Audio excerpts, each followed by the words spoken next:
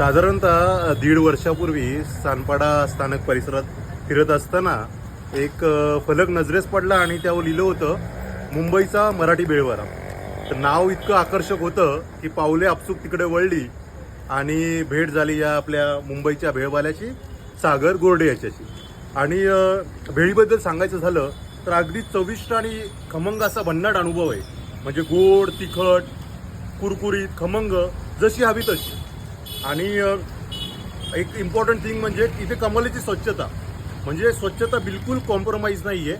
आणि त्याच्या हातातील अफलातून चव या सर्व गोष्टी खरंच उल्लेखनीय आहे. आणि विशेष म्हणजे सागर हा आपल्या पुणे जिल्ह्यातील जुन्नर आंबेगाव परिसरातला, आपल्या मातीतला आपला माणूस. आणि खरंच सागरचं करावं तेवढं कौतुक कमी. मनापासून कौतुक करतो आणि त्याला पुढील वाटचालीसाठी शुभेच्छा देतो. दादा, तुम्ही स्पेशल कोणती वेळ खाता? मी मटकी भेळ खातो. मटकी भेळ आणि थोडी मीडियम असते, गोड आणि तिखट. Thank you so much.